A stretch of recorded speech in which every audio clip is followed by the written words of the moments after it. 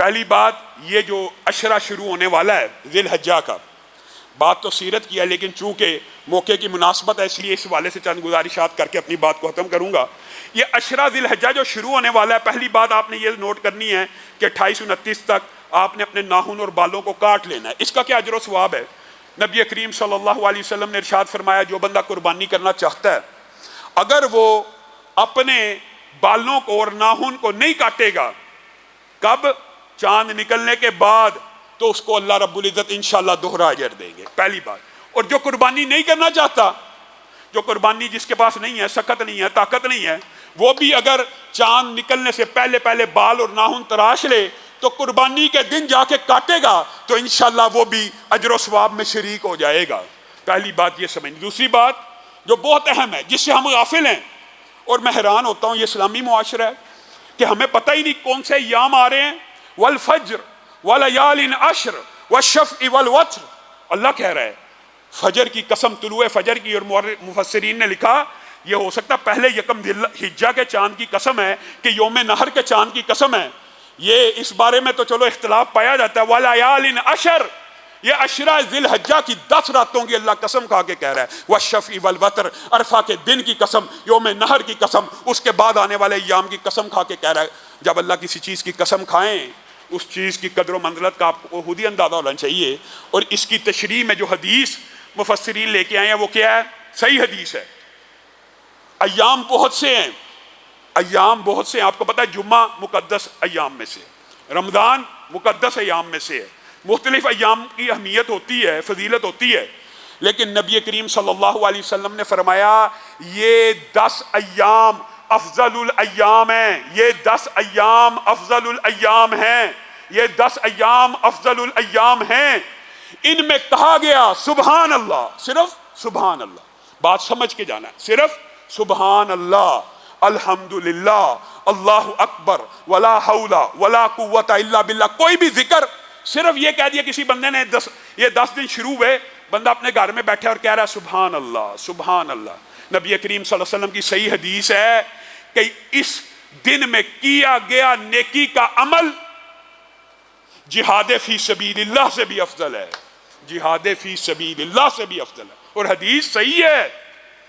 میں اور آپ رمضان کی راتوں کی عظمت کو تو جانتے ہیں، رمضان کے روزوں کی عظمت کو تو جانتے ہیں، لیکن ان 10 ایام سے غافل ہیں۔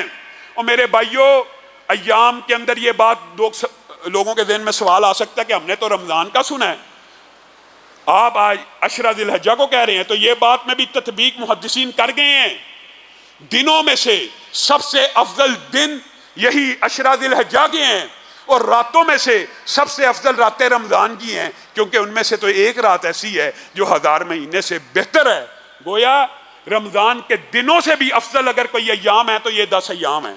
ان میں کہا گیا صرف سبحان اللہ، اللہ اکبر، جہاد فی سبیل اللہ سے بہتر ہے۔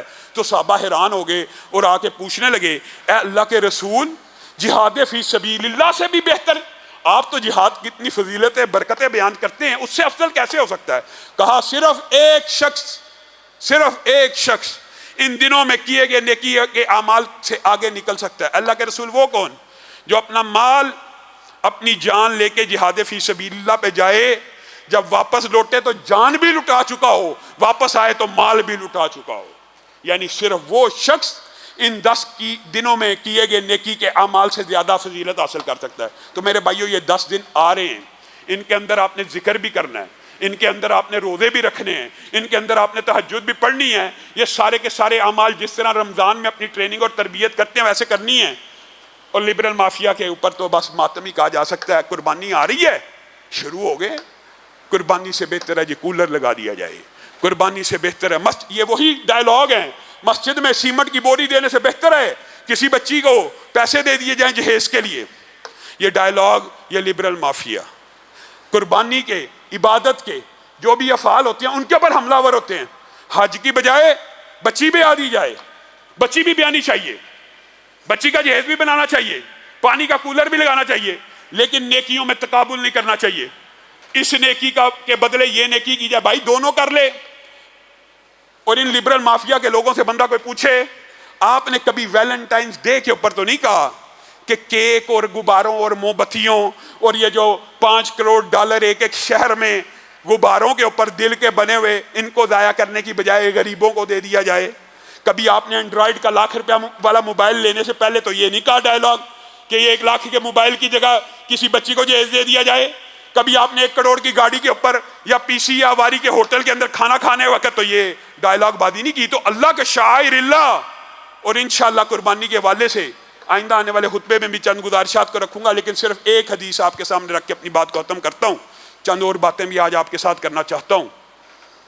وہ یہ ہے، نبی کریم صلی اللہ علیہ وسلم نے فرمایا جو شخص قربانی کی سخت رکھتا ہو، اور یہ بھی بات سمجھ لیجئے قربانی کے لیے صاحب نصاب ہونا ضروری نہیں زکوٰۃ والا، جو بندہ قربانی کی سخت رکھتا ہو، کیا مطلب؟ عشرہ ذی الحجہ قریب ہے، جیب میں $20,000 موجود ہے، بس یہ سخت رکھتا ہو اور وہ قربانی نہ خریدے اور اللہ کی بارگاہ میں قربانی نہ کرے، پھر اس کو کوئی حق نہیں وہ مسلمانوں کی عیدگاہ کے بھی قریب آئے۔ یہ اتنا سخت فریضہ ہے، انشاءاللہ اس حوالے سے بھی چند گزارشات۔